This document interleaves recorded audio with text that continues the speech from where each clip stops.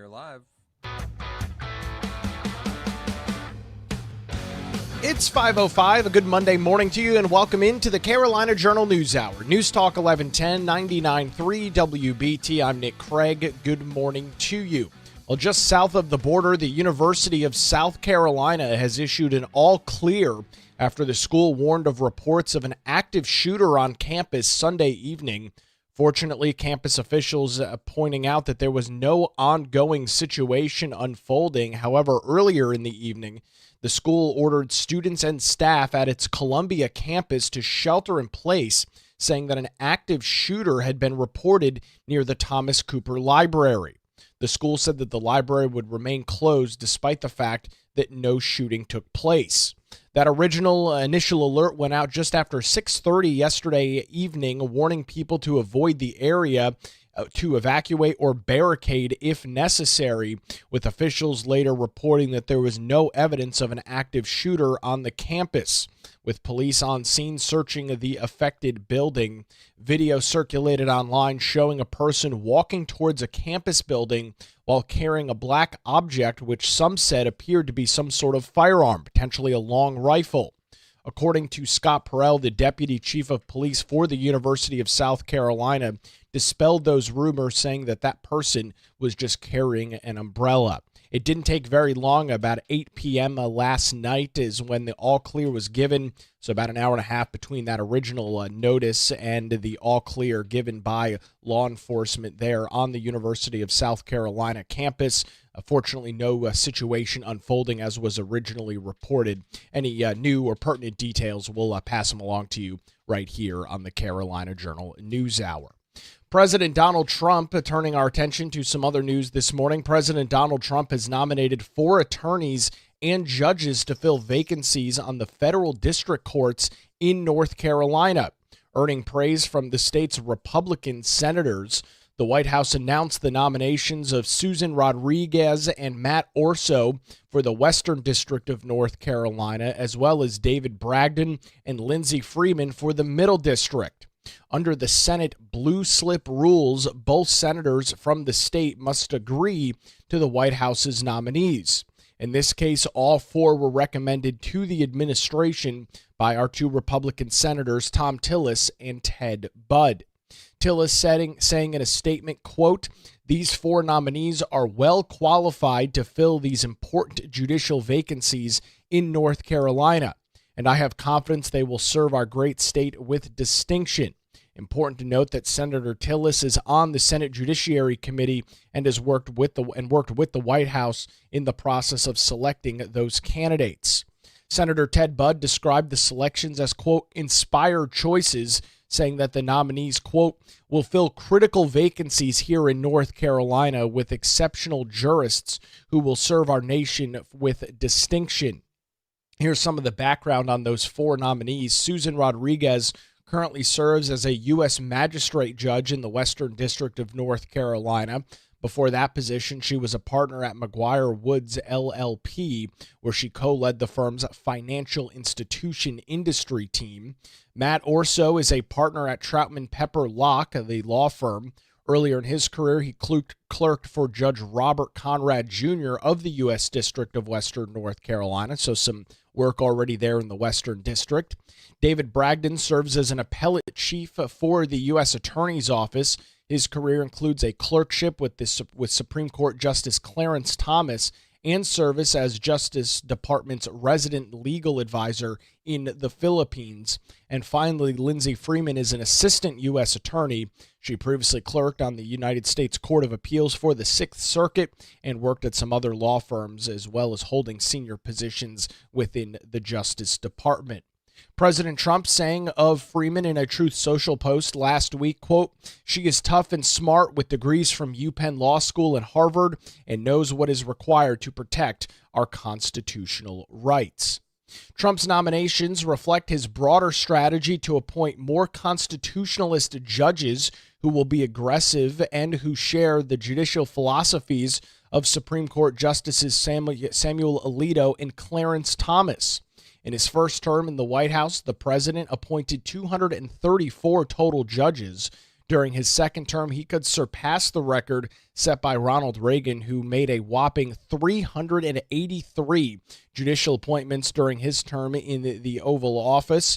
In the closing days of the Joe Biden administration, there was a surge in an effort around judicial nominees as Democrats worked to secure more seats on federal benches. Ultimately, Biden did surpass Trump's appointment by one additional appointment, 335. Biden notably set some additional records as it related to some of his nominations to the court.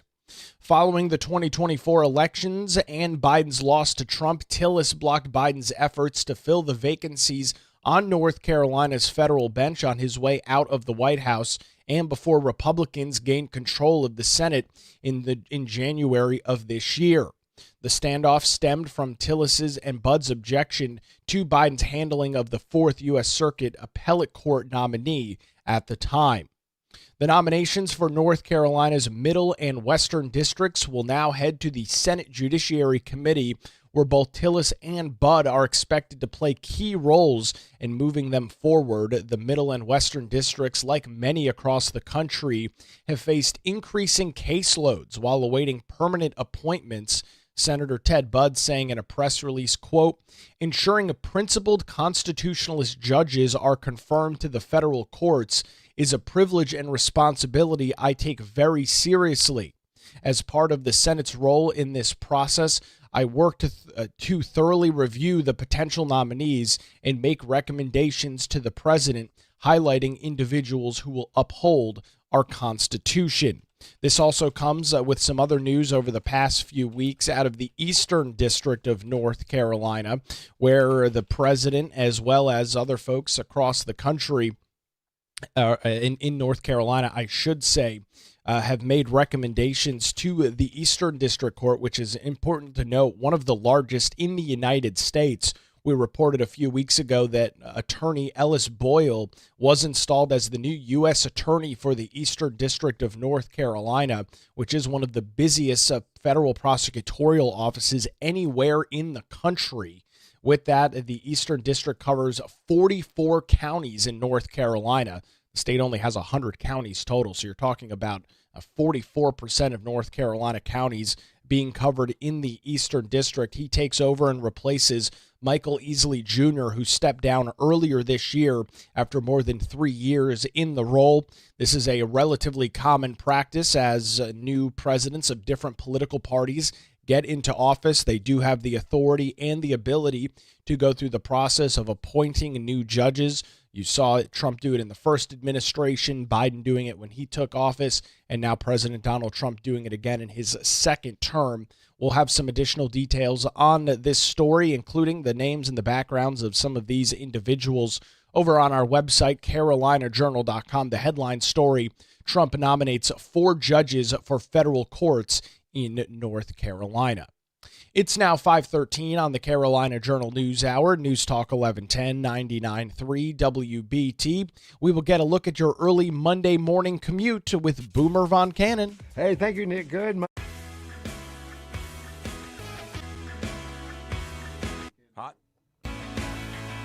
It's 5:20. Good Monday morning to you. Welcome back to the Carolina Journal News Hour. News Talk 1110, 99.3 WBT. Don't forget, if you miss any portion of our show, you can listen to it or watch it after the fact by checking out our Carolina Journal News Hour podcast. It's available in Google Play, Apple Podcasts, Spotify, anywhere you get your shows. Search for the Carolina Journal News Hour, tap the subscribe or follow button, and you'll get a new program delivered each and every weekday morning. You can also watch live or on demand by visiting our Carolina Journal YouTube channel as well. All those links are over on our website, carolinajournal.com. Back in 2020, during the heat of the COVID-19 pandemic, there were a lot of decisions made by governments all across the world, really dealing with a variety of issues.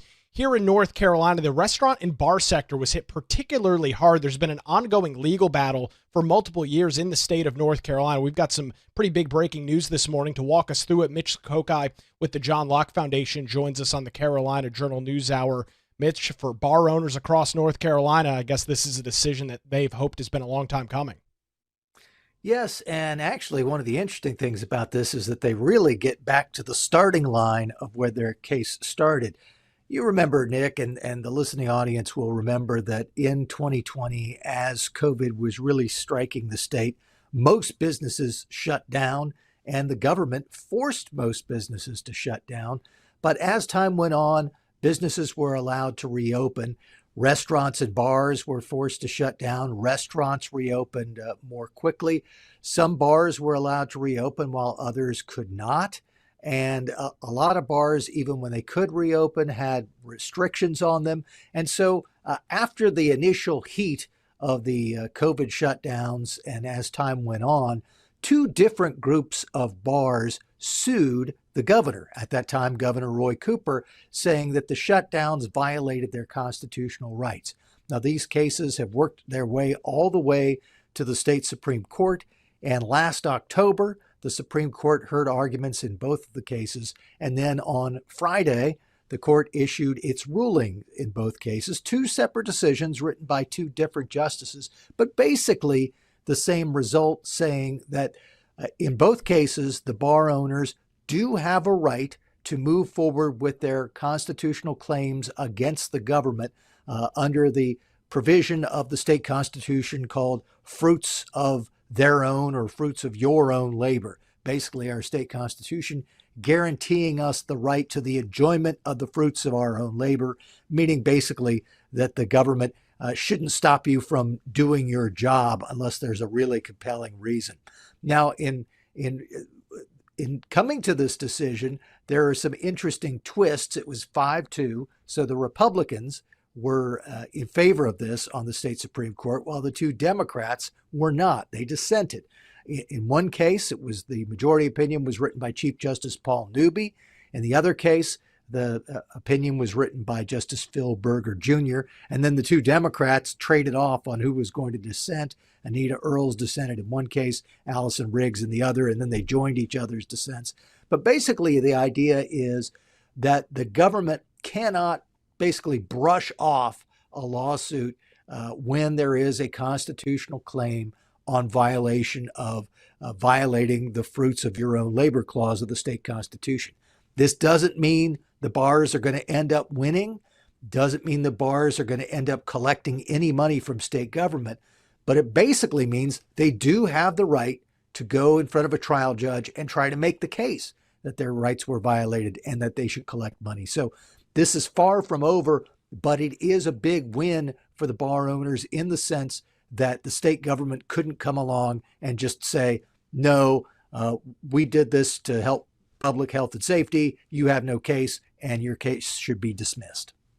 Mitch, it's kind of hard to go back and remember what was going on during 2020. It was a long time ago, and there were a lot of moving pieces, the field goal post constantly shifting back and forth on everything. But one of the major things I remember when this lawsuit was getting kicked off and from some of the individuals that are part of these lawsuits, and as you mentioned in the open, restaurants were able to reopen pretty quickly, albeit with limited capacity, maybe some outdoor dining, not as many people inside with some restrictions.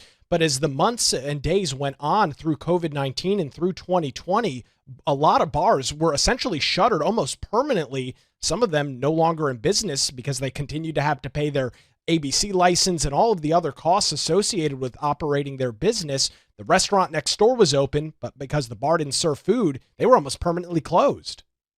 That's right. One of the arguments that was made in both of these cases is disparate treatment, that some bars were allowed to reopen if they were in a restaurant or if they were in some sort of country club setting, but that private bars had to remain closed. And even when they were allowed to reopen, the restrictions were such that they couldn't actually make a living. One of the Supreme Court opinions made reference to the fact that the trial court record showed that restrictions on bars lasted for 400 days or so, so well over a year, well beyond the point that most people were getting back to work and deciding that COVID-19, while still a concern, was certainly not something that should stop them from doing their jobs and stop them from doing things out in the public. So that is going to be one of the arguments as this goes forward in a trial court level, assuming that it does, assuming that there isn't some sort of settlement, that the that the bar owners will argue, look, we were treated differently and in a way that violated our rights.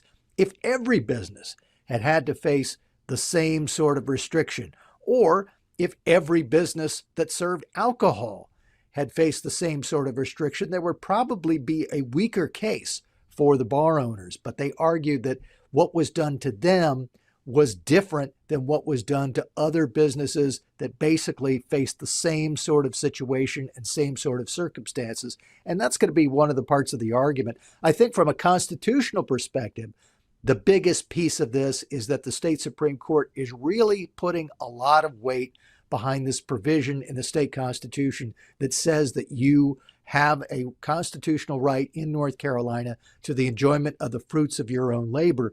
And if the government is going to restrict that right, it really needs to have a great justification for doing so. It can't just say, we think this is a good idea and it's reasonable, and so you can't sue. You really have to have a legitimate, compelling reason to violate someone's economic rights. We'll continue the conversation with Mitch Kokai from the John Locke Foundation coming up after this. You're listening to the Carolina Journal News Hour, where it's now 5:28, News Talk 1110, 99.3 WBT. We will get another look at the roadways on your early Monday morning commute. Some buses begin rolling shortly. Boomer Von Cannon's got the details. Yes, they are, but Nick, you're all over it, man. Just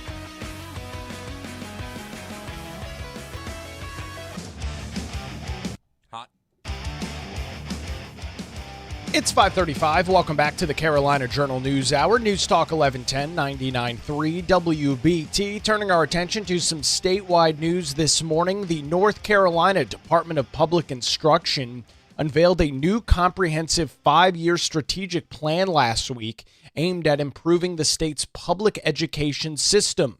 The plan received approval from the State Board of Elections back on August the 14th and introduced specific measurable goals for the school years in 26, 27, and all the way through 2030.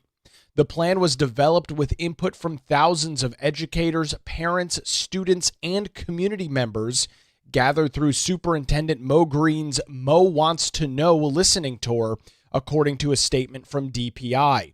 It outlines 8 key pillars to guide reforms, including preparing students for post-secondary pathways, supporting educators, and strengthening community involvement.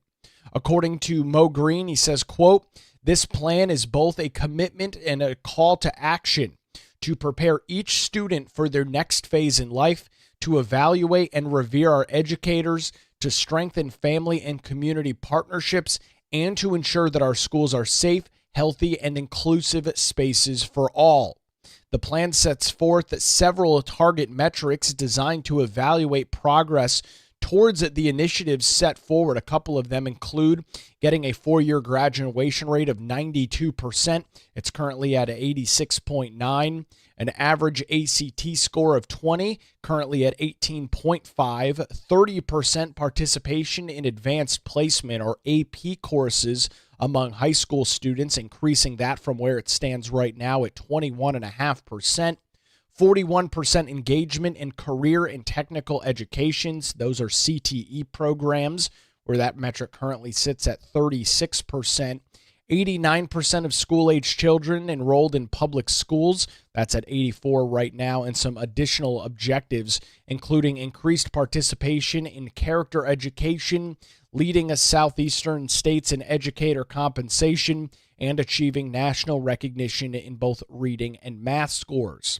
So here's really how it breaks down. The 8 pillars of action include preparing students for subsequent education or careers, recognizing and supporting educators, enhancing community and family support, ensuring safe and healthy school environments, improving operational efficiency within schools, leading systematic changes in education, recognizing excellence across public education, and finally, engaging stakeholders to fully support and invest in schools.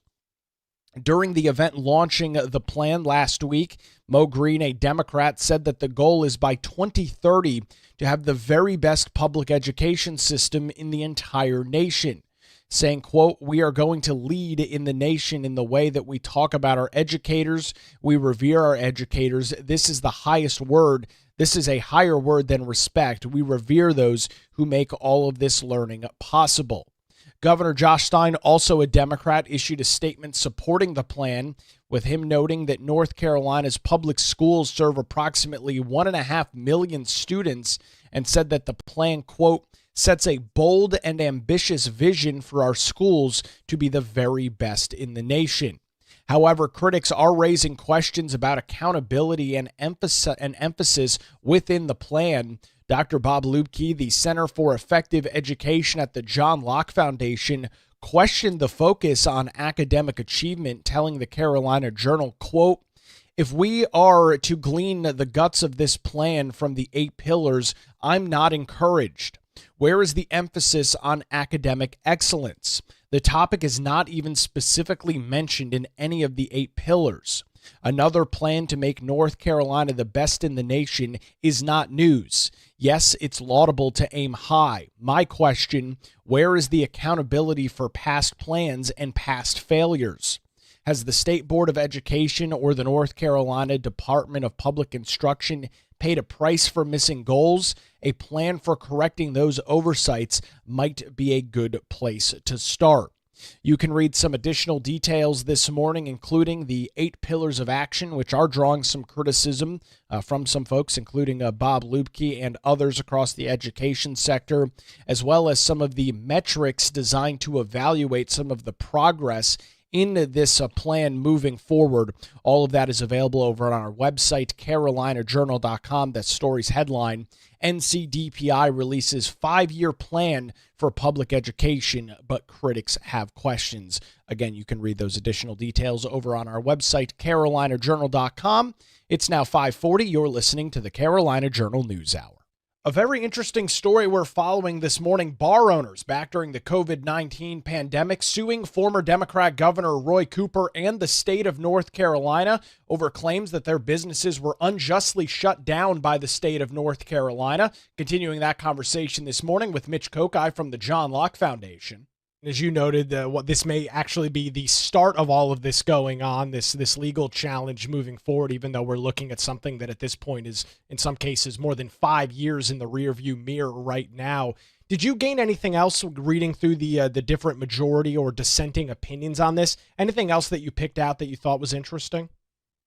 Well, one thing that was interesting in one of these cases is that there were other claims that were made, and basically the Supreme Court unanimously threw them out. Things like equal protection of the laws being violated, or that there was a claim under the Emergency Management Act for some sort of damages. And one set of bar owners was trying to get some information under the Public Records Act. Basically, the Supreme Court got through all that out, but did say this fruits of your own labor clause is something that can be a hook for a lawsuit. Now, in the dissent, one of the things that I believe it was Justice Anita Earls wrote was that she was concerned that the court is really turning this fruits of your own labor clause into some sort of judicial weapon, that it was going to be something that would allow the courts to step in and second guess the political branches on issues that deal with economic rights. My guess is among those who have been pushing for protection of economic rights, they'll say, yes, that's true, and it's a good thing that the courts should step in when governments are doing something that hurt economic rights and ensure that the government is not overstepping its authority and is allowing people to enjoy their economic rights to as great a degree as possible. So as we watch this potentially unfold, it will probably take months, if not years, to get more of these details figured out. What exactly would be the next step for the two different groups in this case that got the big win from the North Carolina Supreme Court on Friday? Well, both of these cases will eventually get back to a trial judge. They're going to have to go to the Court of Appeals first, and the Court of Appeals has to respond to what the Supreme Court said. But then that means that they get sent back or remanded officially to trial court. And then you would go through the whole process of going through discovery and people taking witnesses and gathering evidence. And then you'd go through a trial, which is why I think that one possibility is that there ends up being some sort of settlement. If the government thinks, it's not worth it for us to go through this for a long time, and we could reach some sort of settlement agreement, they might try to do that. Or that decision might be made from the bar owners too. I mean, they've been at this now for, as you said, 5 years. They might decide that some sort of settlement with the state might be a better option than continuing through a trial. Though I know that there are some who would definitely like to see this play out as far as possible, so that there would be some sort of determination that what was done during COVID was too much of a violation of people's rights, and that would help set a standard so that the next time we have some sort of health-related emergency, that government would think twice about some sort of shutdown that's really going to block people from doing their jobs. Yeah, those judicial standards are incredibly important, especially for things unforeseen that could happen in the future. Mitch, I know you've been following this case for quite some time. We appreciate the details this morning. You can read some additional coverage over on our website, carolinajournal.com. Mitch Kokai from the John Locke Foundation joins us on the Carolina Journal News Hour, where it's now 5:44, News Talk 1110, 99.3 WBT. We will get another look at the roadways on your Monday morning commute with Boomer Von Cannon. Hey, thank you, Nick. We're in great shape. Hot. Good morning again. It's 5:50. Welcome back to the Carolina Journal News Hour. The University of South Carolina issued an all-clear notice last night after the school warned of reports of an active shooter on the campus Sunday evening. Campus officials noting that fortunately there was no ongoing emergency. However, that's not what it seemed like around 6:30 yesterday when the school ordered students and staff at its Columbia University campus to shelter in place, saying that an active shooter had been reported near the Thomas Cooper Library. The school said that the library would remain closed at least through the rest of the day yesterday. That alert went out just after 6:30 last night, warning people to avoid the area and to evacuate or barricade themselves if necessary. Just a short while later, officials noted that there was no evidence of an active shooter, even though with the alert noting that police were actively searching the affected buildings. Video circulated on social media of a person walking towards a campus building while carrying a black object, which some in the video said appeared to be some sort of firearm, potentially a long rifle. Scott Prill, the deputy chief of police for the University of South Carolina, dispelled that rumor, saying that the person was just carrying an umbrella. That all-clear notice was given around 8 p.m., so about an hour-and-a-half window between the alert going out and police and school officials giving that all-clear notice. Fortunately, no active event taking place, but it did make some national news last night. That's why we're passing it along to you this morning on the Carolina Journal News Hour. In some North Carolina news this morning, a report from the Office of the State Auditor shows a dire financial situation for the Winston-Salem Forsyth County School District. Concerns submitted through the auditor's tip line led to an investigation that revealed an estimated $46 million budget deficit for the fiscal year 2025. State Auditor Dave Bolick noting in the report, quote, Winston-Salem Forsyth County Schools dug itself into a deep financial hole, and it's going to take real discipline to climb out of it. Our schools need to be focused on teaching students. That becomes a lot more difficult when you're staring down at a $46 million budget deficit. By shining a bright light on these specific problems, it is our hope that a sense of urgency will develop in Winston-Salem and the Forsyth County School District to right this ship in a hurry. The report uncovered multiple issues, including the use of one-time COVID funds to cover ongoing expenses like employee salaries, as well as failure to adjust staffing levels despite a declining student population and generally overall financial mismanagement. Education funding for public schools in North Carolina are largely determined by per-pupil spending, meaning the amount of money a district receives is closely tied directly to the number of students enrolled. Enrollment changes such as population growth, decline, or shifts to private or charter schools is a major factor in shaping a district's budget and the resources that they have available. Since 2018, the district's student enrollment has fallen by more than 3,000 students, yet the number of full-time equivalent employees has increased by 245. The report reads in part, the school district appears to have proportionately reduced staffing as a result of declining enrollment through fiscal year 2022, but that practice has not persisted. Specifically, the number of full-time employees added since 2022 does not reflect the general decline of student enrollment that occurred in the district. Some of the other issues noted in the audit is that the district routinely bypassed its budget limits, according to the OSA report, using an override function to approve 308 purchase orders that exceeded account budgets between July 1st, 2024 and May 9th of 2025. While policy required the CFO to approve these overrides and the Board of Education to adjust budgets accordingly, the district only made timely budget adjustments in 33 of the 311 cases, leaving 278 instances where overspending was not corrected in a timely manner. The uncorrected overrides left accounts inaccurate, reducing budget clarity and contributing to the ongoing deficit. Superintendent Caddy Moore responded to the report, acknowledging that the district must accept responsibility for its actions, writing in a letter to State Auditor Dave Bullock and the auditor's office, quote, "We appreciate the time and effort taken by the auditor's office in reviewing our financial records and providing recommendations for how we can continue to improve our processes and procedures. The Winston-Salem Forsyth County Schools accepts responsibility for its current financial situation and acknowledges the difficult path forward in restoring the financial health of the district. We are committed to transparency, accountability, and to rebuild the public's trust by showing good stewardship of public dollars."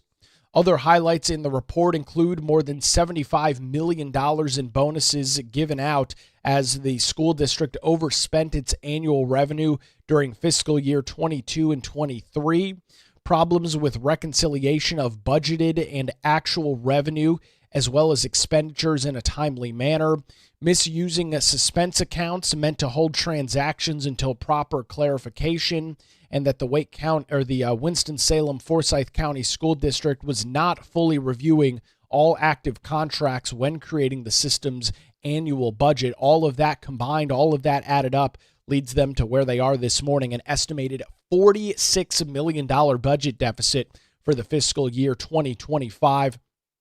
That full audit report is available this morning over on our website, carolinajournal.com. We've also got some links and some additional quotes from the auditor's office as well as they produce this report and the response from the school district. Well, that's going to do it for a Monday edition of the Carolina Journal News Hour. WBT News is next, followed by Good Morning BT. We're back with you tomorrow morning, 5 to 6, right here on News Talk 1110 and 99.3 WBT.